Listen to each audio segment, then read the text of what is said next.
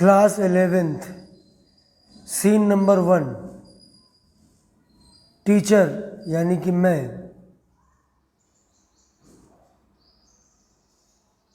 Ayush, stand up and open your NCERT book. Ayush, sir I haven't purchase NCERT book. Me, why? Ayush, sir, I have two very nice and costly refreshers, so I don't need NCERT book. I told, okay, आप पैसे वाले हो, आपके पास बहुत पैसे हैं, आप भाई 2 और खरीद लेना। Scene number 2। Ashmit,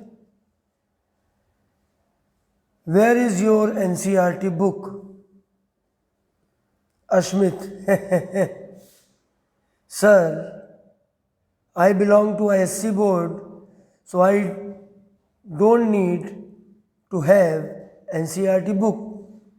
I have my refresher of writer H.C. Srivastava. Again, I told, okay, dear, sit down. Student, मैंने 2 एग्जाम्पल लिए हैं, एक सीबीएसई बोर्ड के स्टूडेंट का और दूसरा आईएससी बोर्ड के क्लास 11 की बात कर रहा हूँ। तो सीबीएसई बोर्ड के बच्चों को तो एनसीईआरटी वो लोग मोस्टली ख़रीदते ही हैं, लेकिन कुछ बच्चे तो महंगी क्योंकि एनसीईआरटी की बुक 150-200 रुपये की मिलती है, बहुत सस्ती होती है, जबकि रिफ्रेशर 1000 रुपीज़ या उससे भी ज़्यादा कीमत की मिलती हैं। तो उनको लगता है कि शायद एनसीईआरटी की उतनी इम्पोर्टेंस नहीं है, और आईएससी वालों को भी यही लगता है कि वो तो आईएससी बोर्ड में है, एनसीईआरटी तो सीबीएसई बोर्ड वालों के लिए है। तो मैं दोनों लोगों को बताना चाहता हूँ कि देखिए, अगर आपको बोर्ड में 70 आउट ऑफ 70 लाने हैं और आपको आईआईटी मेंस और नीट को क्वालिफाई करना है, तो आप जो मर्जी किसी भी स्कूल, किसी भी इंस्टीट्यूट, किसी भी कोचिंग सेंटर में आप पढ़ लो, लेकिन आपको एनसीईआरटी को बेस बनाना पड़ेगा, चाहे आप यूपी बोर्ड, चाहे आप सीबीएसई बोर्ड के हो और चाहे आप आईएससी बोर्ड के हो। अब सवाल ये है कि जो हमारा बोर्ड का पेपर होता है सीबीएसई बोर्ड का, उनके बोर्ड में जो क्वेश्चंस आते हैं वो ज़्यादातर जो क्वेश्चंस दिए होते हैं एनसीईआरटी बुक में, एग्ज़ाम्पल के तौर पे एक्सरसाइज में इन टेक्स्ट क्वेश्चंस उन्हीं में से आते हैं, और अब आईएससी वाले भी इसी ट्रेंड को फॉलो कर रहे हैं। कंपटीशन लेवल की जहाँ तक बात है, तो जो क्वेश्चंस हैं उनमें से तो आते ही हैं, साथ में एनसीईआरटी लाइन बाय लाइन अगर आप पढ़ोगे, एक एक लाइन पढ़ोगे, तो उन्हीं लाइन के अंदर से वो क्वेश्चंस बना देते हैं। तो students, today I am going to start the topic new chapter, classification of elements and periodic table. This chapter is very important specially for inorganic chemistry. Inorganic chemistry के लिए तो बहुत ही ज़रूरी है, ये हमारा पहला चैप्टर है। Classification of elements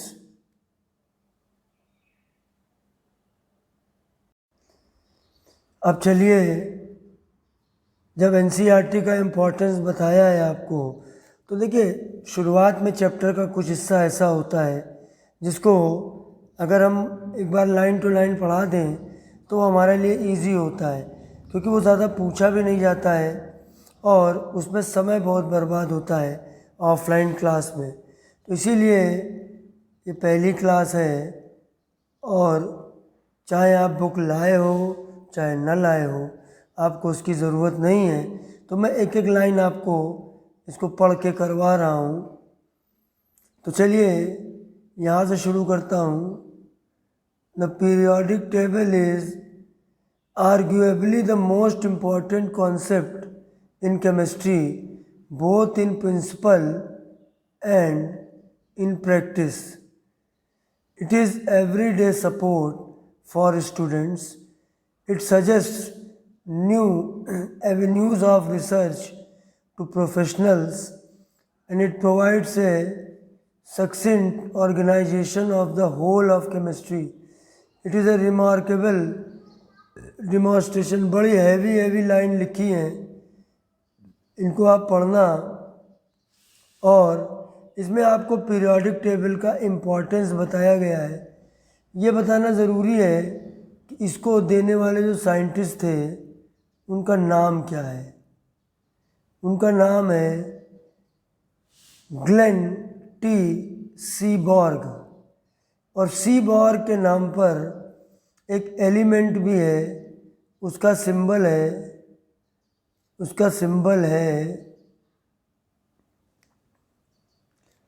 Sg। क्या सिंबल है उसका? Sg। और उसका नाम है, इन्हीं के नाम पर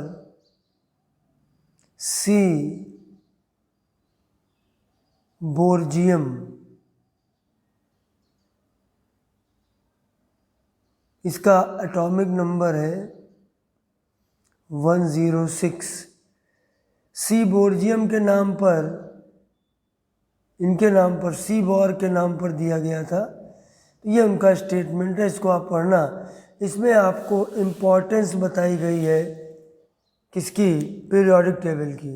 अब मैं भी आपको बता देता हूँ इसका इम्पोर्टेंस।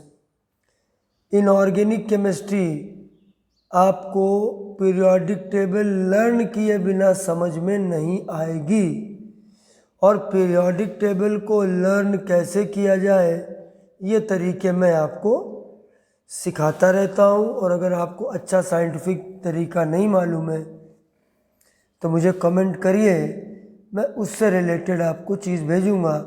वैसे मैं लिंक भी इसका शेयर कर दे रहा हूँ, डिस्क्रिप्शन बॉक्स में जाइए और पीरियोडिक टेबल में कम से कम, ज़्यादा नहीं तो एस ब्लॉक और पी ब्लॉक को लर्न कर लीजिए। जो मैंने मेथड बताया है 100% मेरा बनाया हुआ है, सिस्टमेटिक है, साइंटिफिक है। एक बार याद कर लोगे, उससे अच्छा कोई तरीका मुझे नहीं आता है। आपको आता हो तो मुझे बताना। उससे अच्छा कोई मेथड हो तो आप मुझे बताना, मैं एहसान मानूंगा आपका, और मैं भी उस तरीके को यूज़ करूंगा। और उससे अच्छा अगर कोई मेथड पूरे यूट्यूब में नहीं मिले तो इस मेथड को अडॉप्ट कर लेना। पूरी पीरियोडिक टेबल की लर्निंग है, लेकिन आप कम से कम एस ब्लॉक और पी ब्लॉक को ज़रूर पढ़ लेना। अच्छा, अब देखो भाई, जो ये वाली आपकी लाइन्स हैं, ये वाली लाइन, इसमें ऐसा कुछ खास बताया नहीं गया है, इसलिए मैं इसको पढ़ नहीं रहा हूँ, आगे बढ़ता हूँ। और ये हमारा एक इम्पॉर्टेंट चीज़ आई, why do we need to classify elements. हमें एलिमेंट को क्लासीफाई करने की ज़रूरत क्यों पड़ती है? क्या ज़रूरत है कि हम एलिमेंट को क्लासीफाई करते हैं? तो देखिए, मैं आपको पहले समझा देता हूँ। इतने सारे एलिमेंट्स हैं, उनकी प्रॉपर्टीज़, उनके मेथड ऑफ प्रिपरेशन। देखिए, एलिमेंट के बारे में हम लोग 3 चीज़ें पढ़ते हैं।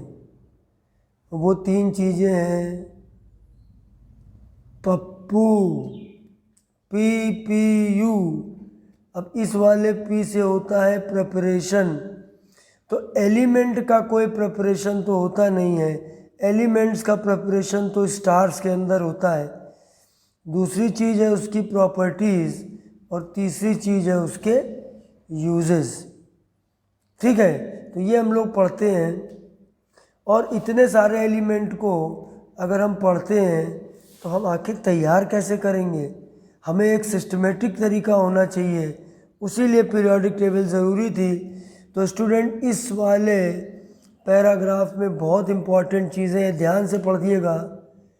We know by now that the elements are the basic unit of all types of matter. भाई, जितने भी मैटर हैं एलिमेंट से मिलकर ही तो बने हैं। अब देखिए 1800 में केवल 31 elements were known. By 1865 number of identified element had more than doubled, यानी 31 से 63 और आज है 114। थोड़ा सा क्रोनोलॉजिकल ऑर्डर ईयर बाय याद करिएगा, सवाल पूछे जाते हैं। 1865 इसी के आसपास मेंडलीव पीरियोडिक टेबल शायद 1869 में दी गई थी, और आज प्रेजेंट डे में अगर हम बात करें तो 114 है। अब आप 116 मान लीजिए, मैक्सिमम 118 मान लीजिए आज की डेट में। तो देखिए अगर हम बात करें 200 प्लस ईयर्स में, 221 ईयर्स में एलिमेंट्स 31 से 114 हो गए या 118 हो गए। तो देखिए ये इतना आसान नहीं है इतने सारे एलिमेंट्स के बारे में, क्योंकि chemistry is study of element and there compounds. इतने सारे एलिमेंट्स के बारे में प्रॉपर्टीज़ पढ़ना, उनको याद रखना आसान नहीं है। इसीलिए क्लासिफिकेशन होना चाहिए, ग्रुप्स होने चाहिए जिसमें मिलती जुलती प्रॉपर्टी वाले एलिमेंट्स रखे जाएं। अब किसी ग्रुप में मान लिया 6 एलिमेंट्स हैं, हमने एक एलिमेंट के बारे में डिटेल में पढ़ा, भैया एक के साथ 5 फ्री है ना। फेस्टिवल सीज़न चलने लगता है तो आपको मार्केट में मालूम है कि एक के साथ एक फ्री चलने लगता है। यहाँ तो एक के साथ 5 फ्री, कभी एक के साथ 4 फ्री। तो एक एलिमेंट की प्रॉपर्टी पढ़ी ग्रुप के, और बाकी की प्रॉपर्टी उसी से मिलती जुलती हैं, उनको ज़्यादा पढ़ने की ज़रूरत नहीं है। तो हमारी स्टडी साइंटिफिक हो जाती है, हमारा काम आसान हो जाता है। इसमें यही बताया गया है। अच्छा, रिसेंटली डिस्कवर्ड, जो अभी अभी जो एलिमेंट डिस्कवर किए गए हैं,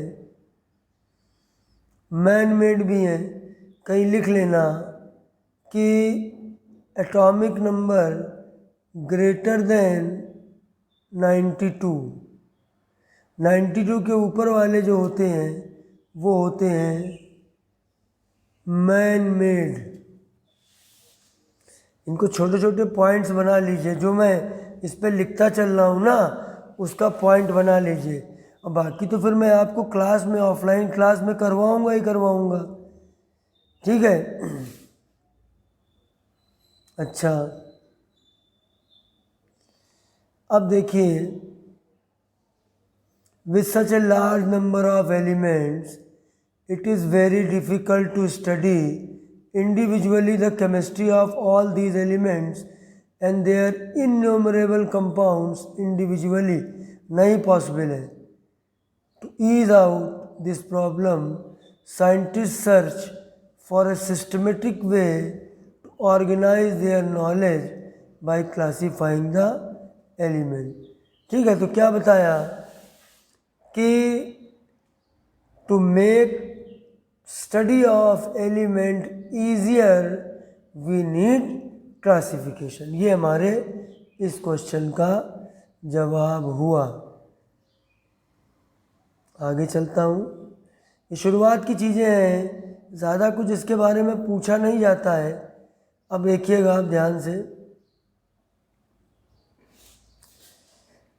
कि जेनेसिस मतलब कैसे शुरुआत हुई, और अगर जेनेसिस को और दूसरे तरीके से समझो तो इसका पूरा हिस्टोरिकल डेवलपमेंट, शुरुआत कैसे हुई, फिर क्या हुआ, फिर क्या हुआ, फिर क्या हुआ। तो ये बहुत शुरुआती बातें हैं, क्लास 11 से नीचे आपने क्लास 9, 10 में भी पढ़ी होंगी।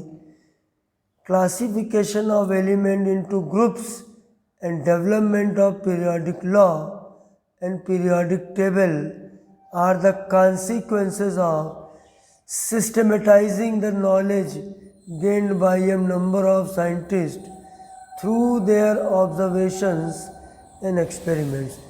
बड़े पापड़ बेलने पड़े, बहुत जतन किए, कि एक ही जैसी प्रॉपर्टी मिलती जुलती चीज़ें हमको मिलें, सिमिलर प्रॉपर्टी वाले एलिमेंट्स को एक साथ पढ़ेंगे तो एक एलिमेंट पढ़ लेंगे तो बाकी सबकी भी प्रॉपर्टी उसी तरीके से होगी। अब आप देखिएगा, the German chemist Dobereiner, Johann Dobereiner in early 1800, मतलब 19th सेंचुरी की शुरुआत में, was the first to consider the idea of trend among property of element। अब हो सकता है कि आपके लेवल में ऑब्जेक्टिव क्वेश्चन पूछ दिया जाए कि क्लासिफिकेशन की शुरुआत सबसे पहले किसने की थी, स्टार्टिंग में किसने क्लासीफाई करने की शुरुआत की थी, तो आप डोबेराइनर का नाम याद रखिए। और उन्होंने एक ट्रेंड दिया 1829, he noted A similarity among the physical and chemical property of several groups of tri-element triads।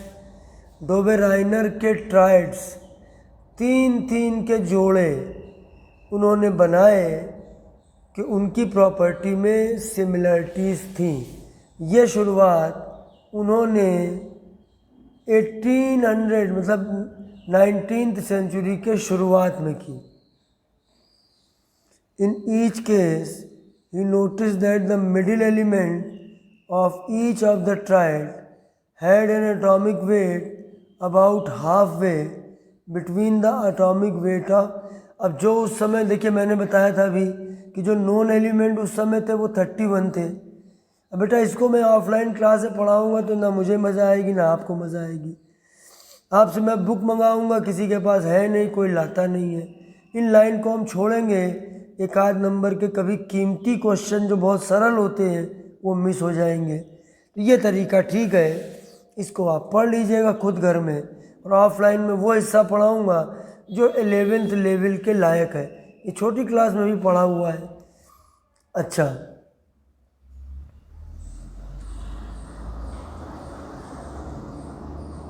अब अगर आप इधर ध्यान से देखेंगे आपको एक टेबल दिखाई देगी जिसमें कि आपको सारा डिटेल समझ में आएगा। Also the property of middle element were in between those of other two element, यानी बीच वाला एलिमेंट का ज़रा गौर करना। जैसे इन्होंने एक जोड़ा बनाया, इनका ट्राइड क्या था, इसको नोट करना कॉपी पे, ये वाला चार्ट, ठीक है।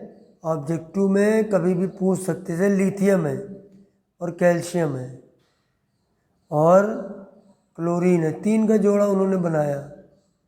अब लिथियम का एटॉमिक नंबर है 7, देखिए, और कैल्शियम का है 40, इसका है 35.5। तो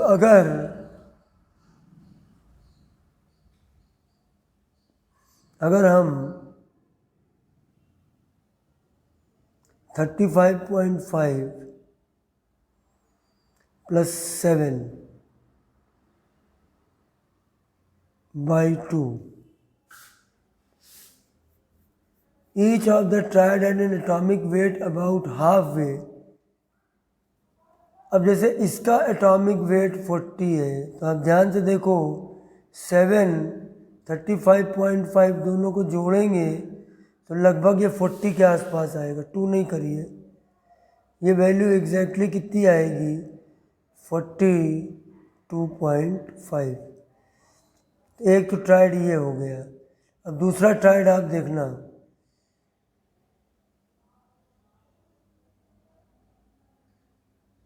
दूसरा ट्राइड है sodium strontium bromine, half way between the atomic weight of other two. अब ये 23 और 80, 23 और 80 के लगभग ये बीच में पड़ता है। देखिए ये वैल्यू,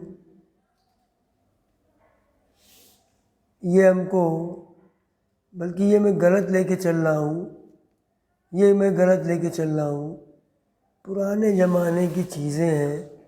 ठीक है, ये देखो, ये ऐसे है, ये ट्राइड है, ये हमारा ट्राइड है, ये ट्राइड है। तो अगर हम देखो 7 + 39/2, तो ये होगा ऊपर 46/2 और ये होगा 23। तो अब देखिए लिथियम और पोटेशियम का ये टोटल जो है 23 आ रहा मिड का। अब देखिए दूसरा ट्राइड ये है, कैल्शियम, स्ट्रोंटियम, बेरियम। इसमें आप 40 और 137 ऐड करें और 2 से डिवाइड करें तो लगभग 88 आएगा। और वैसे ही तीसरा ट्राइड ये है, क्लोरीन, ब्रोमीन, आयोडीन, 35.5, 127। इन दोनों का टोटल करके 2 से डिवाइड करें 80 के लगभग आएगा। तो ये डोबेराइनर के ट्राइड थे और ये पहली शुरुआत थी, ये पहली शुरुआत थी। अच्छा, आज हम जो पीरियोडिक टेबल आप 10 से पढ़ के आए हो, तो इसमें आपको मालूम है ये तीनों एक ग्रुप में है, ये तीनों एक ग्रुप में है, ये तीनों एक ग्रुप में है। और उस ज़माने में अक्ल से बड़ी होती थी भैंस, यानी वज़न वाली चीज़ को ज़्यादा इम्पोर्टेंस था, तो एटॉमिक वेट को ज़्यादा बेस बनाया जाता था। ठीक है। अच्छा, 2 members since Dobereiner relationship refer to as the law of triads, इसको लॉ ऑफ ट्राइड बोलते हैं। Seem to work only for a few, थोड़े एलिमेंट कवर हो रहे थे। इट वॉज डिसमिस्ड, बाद में इसको डिसमिस कर दिया गया। The next reported attempt to classify element was made by French geologist A E B. De Chancourtois. ठीक है, कैनकोर्टॉइस, चैन बोल सकते हो, चैन कोर्टॉइस इन 1862, यानी पहला 1821 फिर 1862। He arranged the then known element in order of increased atomic weight and made a cylindrical tube of element to display the periodic recurrence of property. इन्होंने एक सिलेंड्रिकल, देखिए इसमें और कुछ नहीं है, देखो आप ये नाम लिख लो। आप पहले क्या करो कि ये नाम लिख लो, चैन कोर्टॉइस 1862। इन्होंने अरेंज किया और एक सिलेंड्रिकल टेबल बनाए। सिलेंडर सब लोग जानते ही हो, है ना, इस शेप का होता है। इस शेप की इन्होंने एक टेबल बनाई and made the cylinder to display the periodic recurrence of property. उन्होंने बोला एक सिस्टम से प्रॉपर्टीज चेंज होती हैं। दिस ऑल्सो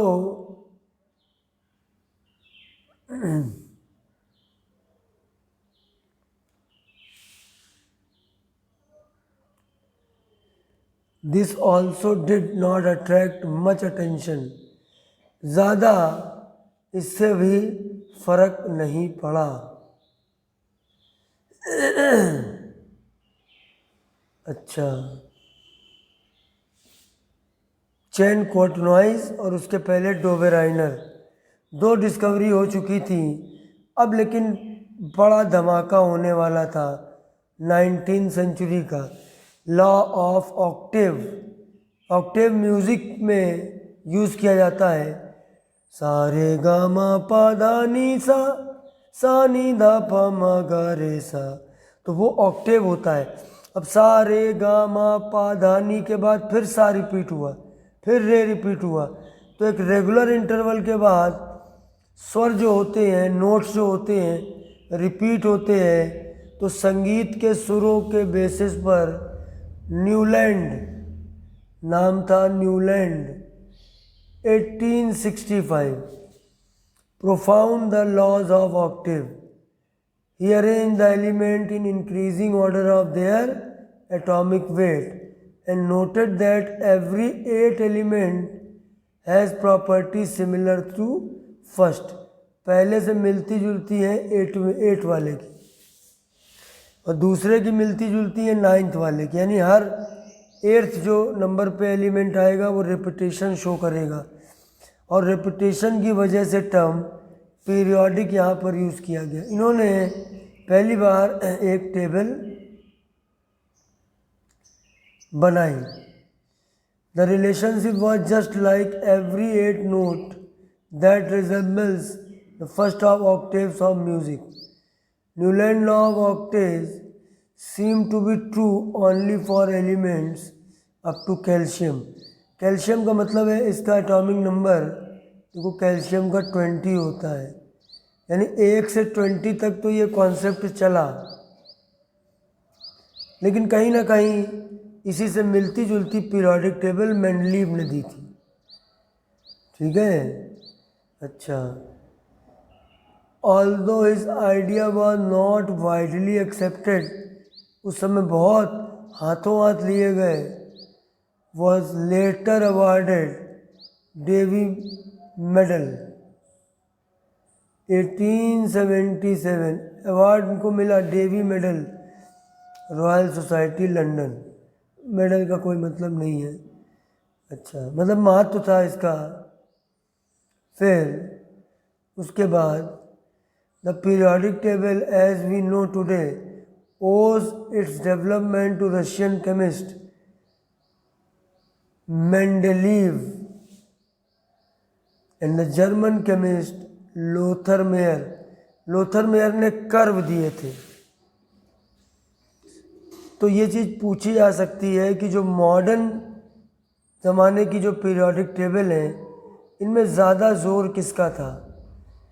तो अगर मेरे हिसाब से पूछा जाए तो मैं तो न्यूलैंड और मेंडलीव बताऊंगा, बट अकॉर्डिंग टू एनसीईआरटी इसमें लोथर मेयर और मेंडलीव 2 नाम आते हैं। दोनों ने इंडिपेंडेंटली वर्क किया, दोनों ने अलग अलग काम किया, एक साथ नहीं किया। इन 1869, ये बड़ा इम्पोर्टेंट ईयर है 1869।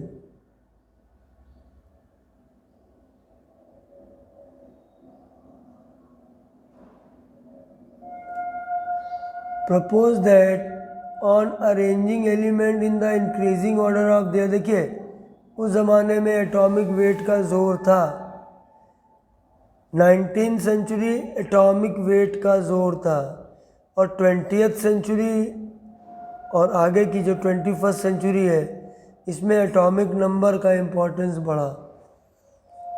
Appear in physical and chemical properties एक रेगुलर इंटरवल। एक वजह भी मिली कि उनकी फिजिकल और केमिकल प्रॉपर्टी में भी सिमिलरिटी होती है।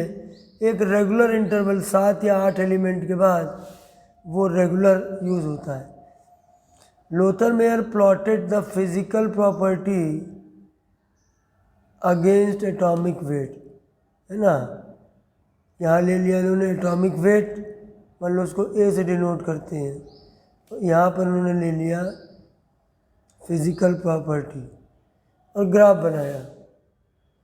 तो ये टाइम याद कर लेना कि physical property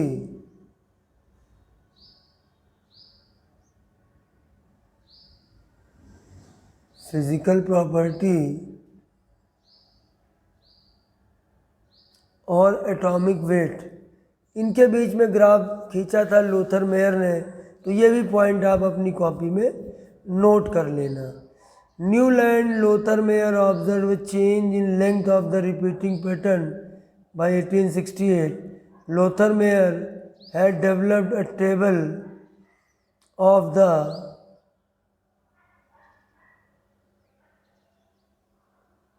element that closely resembles. ये भी पूछा जा सकता है कि आज से रिजेंबल करने वाली टेबल किसने बनाई, तो लोथर मेयर ने बनाई। इसीलिए लोथर मेयर को इम्पोर्टेंस दिया गया है। ये तो न्यूलैंड के ऑक्टेव ही चल रहे हैं अभी, ये ऑक्टेव ही चल रहे हैं।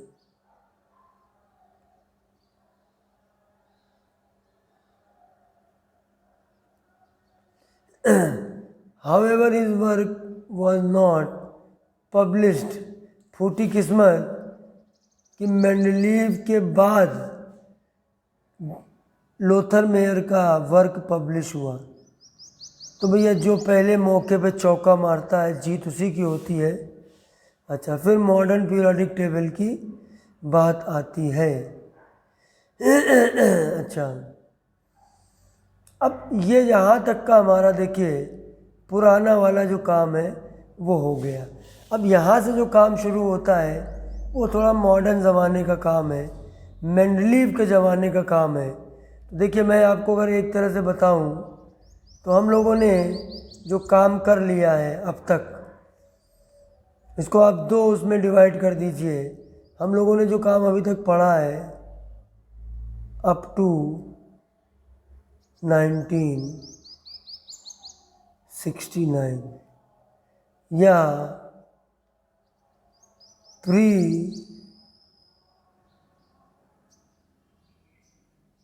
Mendeleev era. अब हम लोग मेंडलीव के एरा से आगे की तरफ चलेंगे। 3 पीरियोडिक टेबल को हमको जानना है, एक मेंडलीव की ओरिजिनल पीरियोडिक टेबल, एक मॉडर्न पीरियोडिक टेबल और तीसरी लॉन्ग फॉर्म और extended form of periodic table. ये 3 पीरियोडिक टेबल में जो बीच वाली पीरियोडिक टेबल है मॉडर्न पीरियोडिक टेबल, वो पीरियोडिक टेबल हम लोगों को नहीं पढ़ाई गई। तो मैं लेकिन अभी आपको उसको कभी ऐसे वीडियो बना के पढ़ा दूंगा। जो आपके सिलेबस का कूड़ा कचरा वाला हिस्सा है उसको मैं ऑफलाइन क्लास में अगर ले गया तो मैं ज़िंदगी में सिलेबस आपका इस सेशन में नहीं पूरा कर पाऊंगा। इसलिए कूड़ा कचरा का पोर्शन जो असल में 10th लेवल तक की चीज़ है 11th में थोड़ी दी गई हैं, तो वो मैं अगर साइड में करवा दूंगा तो मैं आपका जनवरी से फरवरी तक आपका सिलेबस मैं कंप्लीट कर दूंगा। ठीक है, तो मैं यहीं तक रखता हूँ और फिर आगे का जो काम है मैं अगले पार्ट में, अब आगे का काम तो आपको ऑफलाइन मिलेगा। ठीक है ना। जय हिंद।